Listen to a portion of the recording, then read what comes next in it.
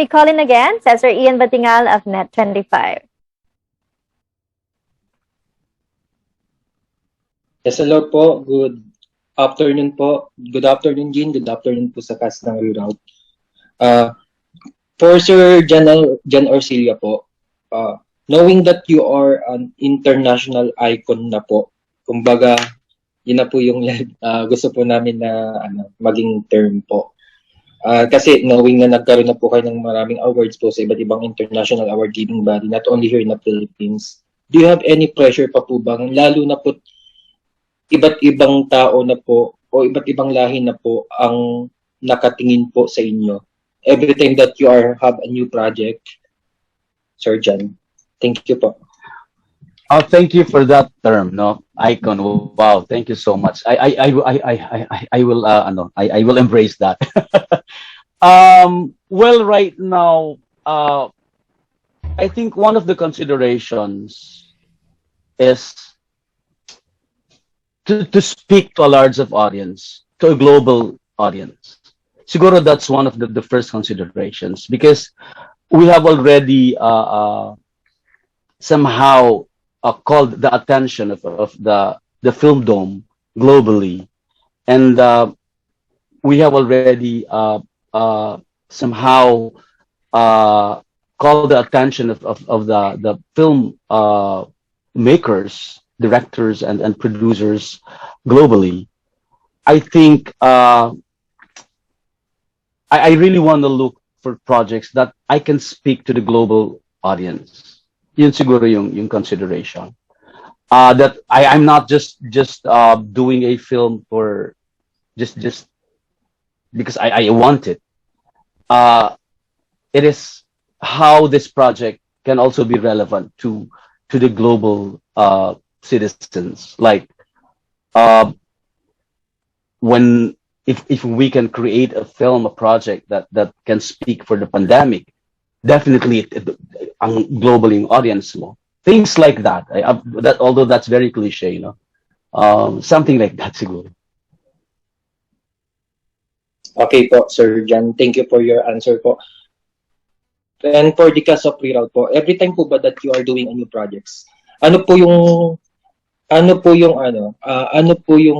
alam naman po kasi natin yung versatility niyo po, hindi niya po matatawaran po kay Cindy, kay Miss Nathalie, kay Sir Sid, sa inyo, Sir Jan. Pero every time po ba that you have a new project or new work po sa industriyang ito, ano po yung ginagawa ninyo na yung pong acting niyo po dito maging kakaiba at hindi po matulad o maulit yung acting niyo po sa mga nakaraan niyo pong projects?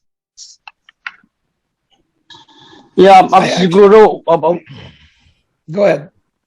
Is that Sid? Hello? Is that Sid? Sid? Yeah, go okay, ahead, Sid muna. Hello? Just go ahead, Sid. Go, Sid. Nawala ako sa sarili ko nung narinig ko boses niya. Hi, hello. Sino ba? Go ahead, Sid. What's the question to me? Wala nga talaga ako, seryoso.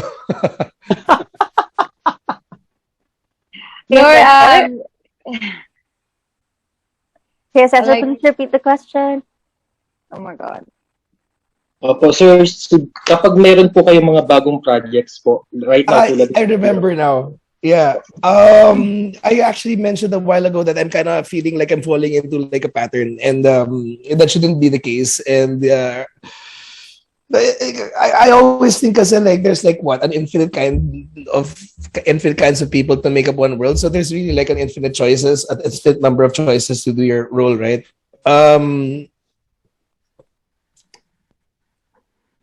I like to play, and I like to be irreverent, and I don't like to do my lines as if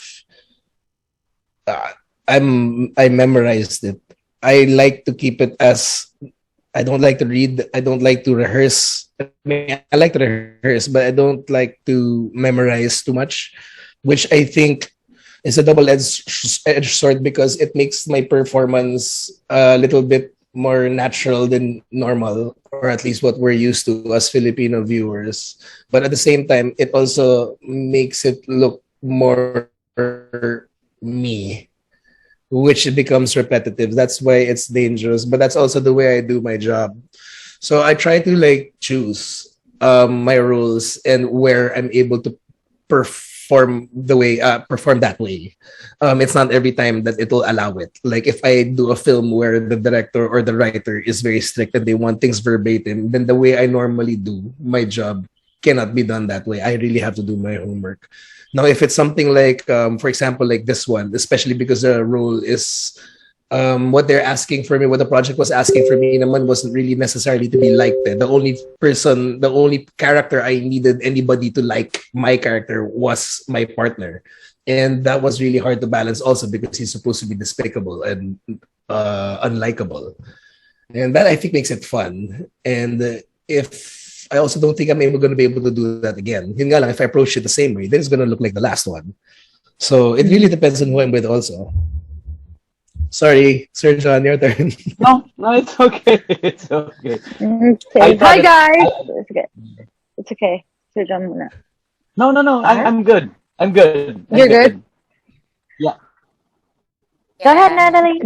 Okay. Hello. Hi, guys. Okay, so I'm sasagutin ko na yung question, but I have to go because kailangan kong puntahan yung anak ko na. Wala na nagbabantay ngayon. So, anyways, do I do the same approach in every role? No. Definitely not. Kasi syempre, pag pinaulit-ulit mo yung ginagawa mo sa mga past projects, it becomes really boring. And how can you really, how can you become a better artist? So you gotta challenge yourself as well. Dapat gawin mo yung hindi mo pa nagawa para maging interesting yung isang project. So definitely not. Kailangan talaga iba. And I actually enjoyed this role because it's really different and I actually look so far from this character. So from that role, it's just totally different for me. I enjoyed it because I would never dress up that way. So yeah, definitely not. And yeah. Anyways, thank you so much for today.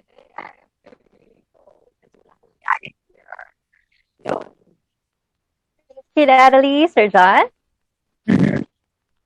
Well, actually, well, from the very beginning naman kasi that's supposed to be the role of an actor, no, to play different roles. So I really don't want to repeat myself as much as possible. That's also my wish, that at least for every project that I'm planning to do or project at hand, I wish I can really do something different from the last project that I just did. So consciously, deliberately, you have to find that interesting thing that is different from the other one. And my reason for that is there are billions of people in the world, but no one is the same. So there's a lot of resources that you have to find as an actor, and that is your job. Sir John. Cindy? Gusto ko i-quote yung sinabi ni Kuya Sid na I like to play. I like to play as well. Because as an introvert person, but having, an adventurous mind because I'm a saggy, ito yung naging outlet ko. Kaya nga sobrang na-enjoy ko yung acting. That's why, diba nga may mga bashers tayo na they judge us for, doing this kind of, character and all. But really, it's not you. It's not Cindy. It's the character. Yun nga yung palagi ko sinasabi. When they, judge you from doing a character na they feel na, bad or something. But, ako as sa magsimulang umarte, mas gusto ko pang gumawa ng mga kakaibang roles. Alam mo yung hindi ko may isip gawin in real life at hindi ko kayang gawin in real life. And I'm very, very blessed and grateful na nabibigyan ako ng mga, yung mga ginawa ko. Nag-play na ako ng lesbian, vampire, sirena, ano pa ba? Weird. May time na sabi, bangs ako. May time sa mukha ako, hindi ko na maintindihan. But sobrang na-enjoy ko. I'm having fun. I feel na nakakalaya ako. Nakakakalaya ako sa mga characters na ginagawa ko. And it satisfies you as a person. It fulfills your, emotions. Kasi hindi ka nakakarating doon. As me, as Cindy, hindi ako nakakarating sa mga ganong emosyon. Doon lang sa set. Doon lang sa acting ko na yon. And Yun lang yung na-realize ko sa pag-acting. You will experience a lot and you will become a better person because you will understand kung ano mang character yung ginagawa mo. Lesbian man yan, mahirap man yan, mayaman man yan, maarte man yan, kung ano man yan, maintindihan mo sila. Kasi di ba, as an actor, kailangan mo intindihan yung character ng ginagawa mo and why they do things they do. And doon lang, to me, I feel I'm becoming a better person. Mas naiintindihan ko yung, yung iba't ibang klase ng tao, mga bagay sa mundo because just by playing, characters. And sana mabigyan pa ako ng mga, kakaibang characters na malayong malayo sa, sa personality ko. Okay po, thank you. Naku-curious lang din po kasi ako dun sa mga artista, lalo na po yung mga projects na magkakasabay-sabay, di ba po? Parang yung switching kasi ng kanila pong portraying sa isang character, hindi din nila nadadala dun sa susunod, dun sa iba pa po nilang racket. Parang, yun nga po, parang napakagaling po talaga. Lalo po, like, Sir John Arcilla na may probinsyano siya, tapos may other projects pa siya, tapos pag-switch siya po dun sa isang project niya, iba na naman po yung makikita niya sa kanya. Ang galing po talaga. Like yung Miss Cindy na meron po kayong ni Risa, na iba si ni Risa doon sa reroute niyo po ngayon. Kumbaga, ang layo-layo na. Thank you po, and good luck po sa reroute. Thank you very much. Thank you. That was Cesar Ian Batingal of Net25. All right, we have here more questions from our press. From Ron Romulo of People's Balita. For Cindy, malaking pressure ba sa'yo pag tinatag ka na isa ka na sa prime actresses ng Viva at dagdag ka ba na puro award-winning sina Sid, Nathalie at John na co-stars mo sa REROUTE? Syempre, sobrang nakakilig yun, diba? Dream ko lang yun. Naalala ko kung paano ko pinangarap, yun, matawag nga lang as an actress. Sana, yun lang yung palagi kong sinasabi. Sana deserve ko lahat kung anong mang blessings na dumadating. And really, I'm willing to work harder. Para, mapabilang, of course. Siyempre, gusto ko maging level nila, Kuya Sid, Sir John, Nathalie Hart. I can't wait to be like them. Sobrang idols ko talaga sila. And syempre, andun yung pressure talaga kapag nakaka-work ka ng ang gagaling na actors. But you learn a lot from them. And sobrang swerte ko lang na nabigyan ako ng pagkakataon. And pagkakataon matuto. Yun talaga yun eh. That's yung work, it's bonus. Pero yun, ang pinaka-importante talaga is yung maka-work mo sila. Imagine that. Napapanood mo lang sila before, pero ngayon nakaka-eksena mo sila, nakakausap mo sila, and wala. Parang, it's true. Dream come true. So, yun lang. Sana, alam mo yun, mas gumaling pa ako. And, thank you, of course, sa Viva for giving me this kinds of projects na makasama yung mga galing na actors. Thank you very much, Cindy. That is a question from Ron Romulo of People's Balita. From Ricky Calderon of The Freeman for John Arcilla. Having done award-winning roles, what will make you accept a film offer?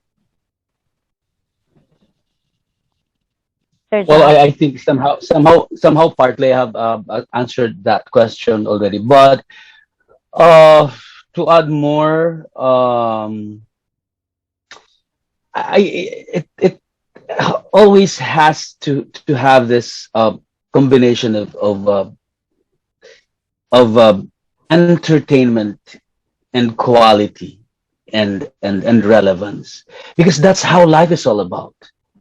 I mean, you're in life. There's not always parang you're always sad or you're always parang serious. I mean, you're always looking for fun. I mean, in fact, we want to live in a very exciting way, and that's what we want to see on films that we watch, as audiences.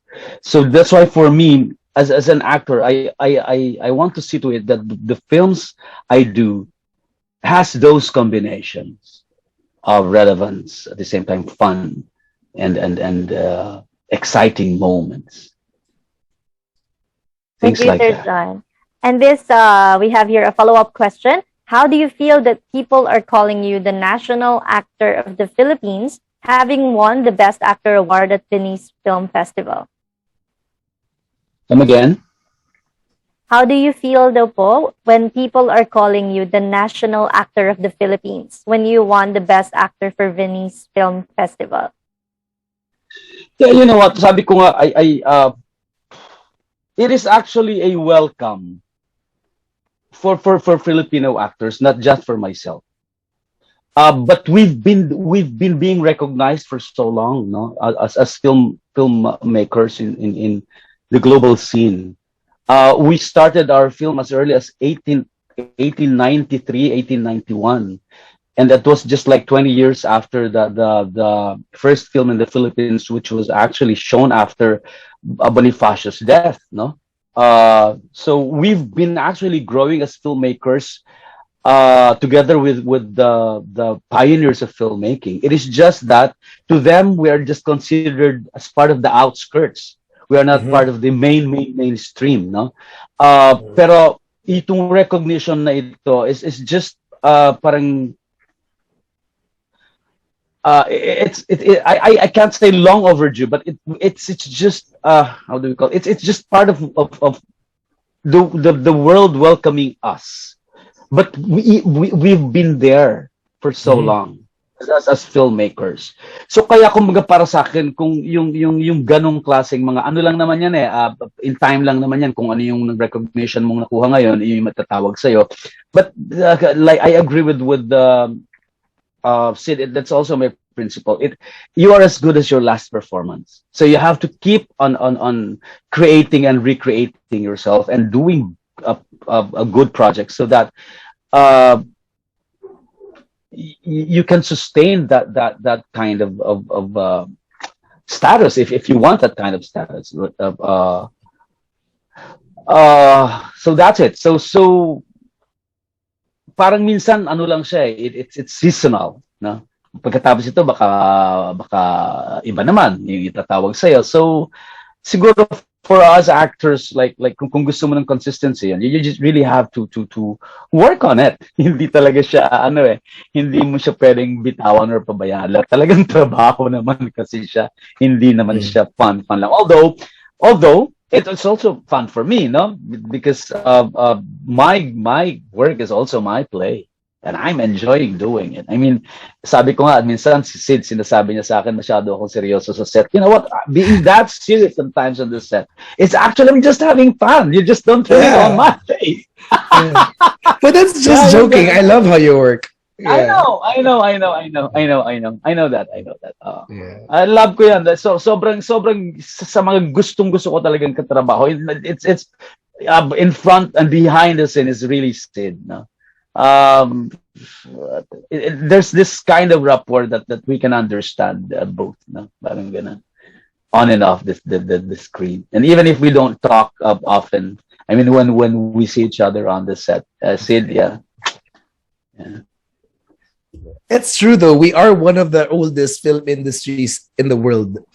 Like we're older than other countries. Yung nga lang, ibang country yung yung gumagawa ng pelikula. But we're already one of the first countries that already made the film. Yeah, we're just trying to remind the world that we're still here. Yes. Nagkataon lang kasi talagang ang ating mga films are small budgeted. Kaya kumbaga hindi maka-reach nung standard. But when it comes to stories and colors, no? Wow. I mean, napaka diverse, napaka rich ng culture natin at ng history to do great stories and works. But the way to execute this as a film, as a movie, doon tayo medyo kulang sa budget. But as artists, our stories are at par with the global films and then movies. We have proven that several times. Kilala tayo sa mga festivals all over the globe. Right, Sid? Yes, sir. Yeah, we are hoping for more recognitions from outside the country. So thank you for your answer, Mr. John and Sir Sid. Okay, let's move on. Here's a question from Jude Cartalaba of Lionheart TV for John Arcilla. As an accomplished and award-winning actor, when can you say you have a good performance? How do you measure your personal success? Sometimes it's not really very easy to tell. No? Sometimes I like my work so much, but the critics doesn't like it. Sometimes the critics like it so much, but I don't like it very much. I don't know, you know. I really don't know. It's just a proof that iba-iba talaga ang standard at saka ang taste ng tao. Sometimes you cannot really just tell na this is the best film that I've done and this is one of the worst film that I've done. Ang hirap kasi it's a collaborative medium. Filmmaking is a collaborative medium. Sometimes even the lightings can affect your acting. Even the lightings can affect the angle of that particular emotion. But if that particular emotion is going to be taken in a different angle, it won't do any good to you. So kaya ang hirap, no? It's really sometimes you really have to have a director that can actually speak for you. Or sometimes you have to somehow you can relate to the director's sensibility so that you can create the scene according to his eyes. Things like that. It is not just about you. It is not just about you as an actor. Thank you. So Okay. Go ahead, Pastor John. Sorry for cutting. Yeah, okay lang. Okay na yan. Ayun na yan. Okay, Pastor. Thank you, Sir John. Okay. Well, to put parang an ending phrase. After all, since it is a collaborative medium, hindi lang ikaw ang magsasabi. Sometimes ikaw, pero kung hindi yung nakikita ng audience at ng ibang taong concerned sa production, maybe hindi mo pa nakikita yung pinaka-center ng particular na substance ng eksena. Sometimes pag sila ang nakakakita pero hindi mo nakikita, maybe you're doing it right but you just don't know it. So kaya ang lawak. In fact, for me, acting is napakalawak ng acting para sa akin. Sabi ko nga sa inyo, for me, acting is a noble profession. It is like a study of psychology. I mean, you when you characterize, you study the characters of the human behaviors. You study the history. You study the milieu. You study the generation. Why you have to act this way? Because during those periods, people think this way. So, ang lawak eh. Ang lawak. Sobrang lawak para sa akin ng this kind of profession for me. Thank you very much, Sir John. This next question is from Naz Tabares for Cindy. Okay, for the cast, for Cindy, Sid, and for Sir John. As yung character niya and siya off-cam. For Sir John Arcilla, at this point of your career, masasabi mo bang nagawa mo na yung mga roles na gusto mong gawin? If no, ano pa yung mga hindi mo pa nagagawa? Mga roles, characters, of course, marami pa akong gustong i-discover na mga characters na sana pwede kong gawin. And I don't know that yet, no? Kasi conforme naman yan sa kung ano yung dadating. So I want to surprise myself too. Siguro roles, I'm still dreaming of doing Juan Luna. I've done Antonio, this furious general, but I want this subdued melancholic character of Juan Luna, the painter, the artist. Things like that. I want to explore on somehow if I can do like mainstream, real mainstream characters na siguro mga villain ng mga Marvel DC characters. Why not? I'm dreaming of those. Ano, di ba? Parang sarap lang i-explore ng mga ganung mga dreams. Things like those. Thank you, Sir John. Kaya naabangan namin na mapasama kayo sa DC or Marvel scene. Okay. So, for Cindy and Sid, how was John Arcilla as yung character niya and siya off cam? Pareho lang, walang ba? Baliw lang. Go ahead, Cindy. Oh my God. You know, I feel Out mo na here ako. na nanonood ako as a fan kay Kuya Sid and Sir John or sila. Sobrang tawang-tawa lang ako. Ewan, hindi ko alam kasi parang sa akin kasi sobrang idol na. So parang every time na tinitignan ko si Sir John, yung feeling ko na starstruck ako sa mga ginagawa niya. You know, when you really idolize someone sa work nila, you observe them how they work. And yeah, totoo yun. May pagkaseryoso si Sir John sa trabaho niya. And I think, kumpara ko yung sarili ko doon, na medyo, seryoso ako sa work. Kaya niloloko ko palagi ni Kuya Sid na, yun nga, huwag ko masyadong seryoso. Kasi si Kuya Sid talaga yung clown sa sa set. So, parang tuwang-tawa kay Kuya Sid. Kasi papatawanin ka talaga niya. He's like that. So, appreciate mo talaga siya dun sa mga times na, you know, sobrang may time syempre na feel bad ka sa location, bagyo, yung, alam mo yung medyo bad trip ka. But Kuya Sid is there really to lighten up the mood. Yun talaga na-appreciate ko kay Kuya Sid. Kaya ang sarap-sarap niyang katrabaho. And with Sir John, tinitignan ko siya, you know, I know, alam ko lahat yan. For me, very easy sa kanya lahat ng ginagawa niya kasi he's a good actor. But you know, it's just very serious. Sobrang tahimik niya kapag before mag-start yung eksena. I feel na, alam mo yun, andun pa rin, nag-prepare pa din siya. Paano ba? Parang feeling ko, yun nga, he's serious about this, you know, role and talaga siguro nag-ready talaga siya sa bawat eksena niya. That's why, you know, he's really good.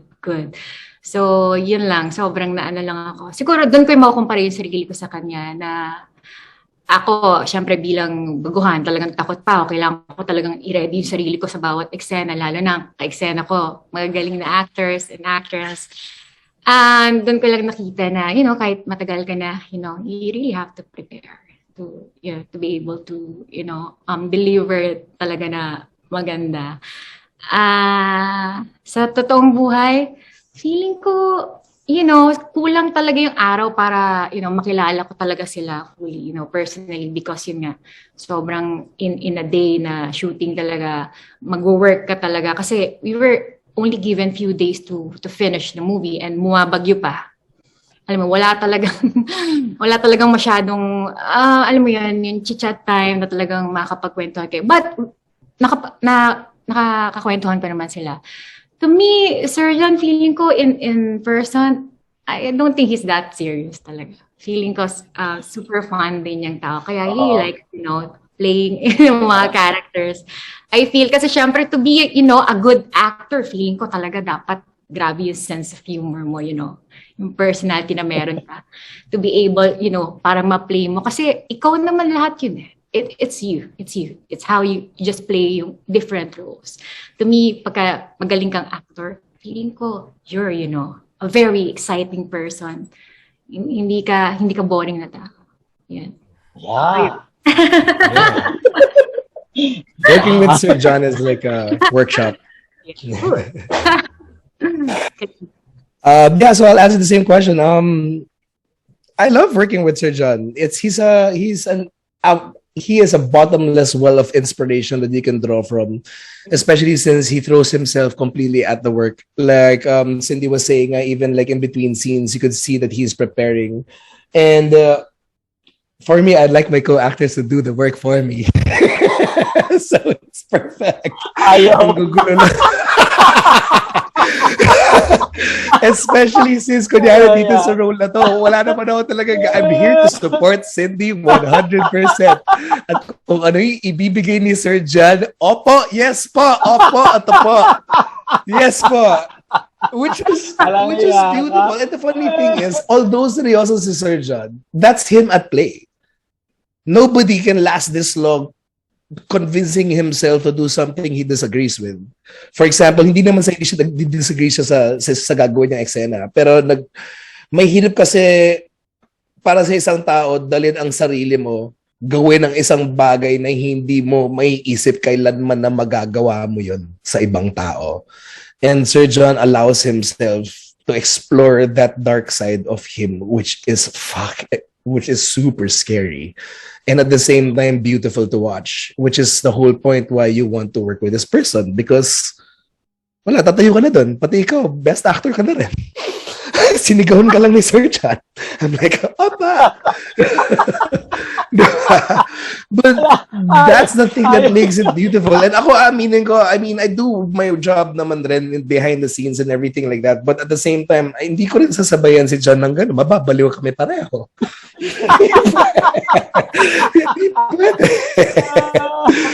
But yeah, it's just, thank you, sir, for the way you are. It's just a pleasure.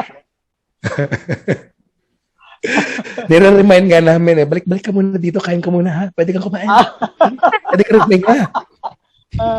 Hindi, depende rin siguro Sid, sa role kasi like halimbawa yan medyo may pagka-psychological, parang hinahanap ko yung kabarumbaduhan ko, ano mo yan. Pero kaya minsan hindi ko bumabalik-balik, I mean kahit may break tayo, ting, biglang Hinayaan ka naman namin, Sir John So, tara, si Sir John, kakain tayo. Hindi, yung eksena niya, mamaya ito gagawin sige, huwag na lang. Pero patok naman kami ni Sid Patok kami ni Sid. Yes, sir. Okay, Of course, Silvio. Yes, thank you for your answers, guys.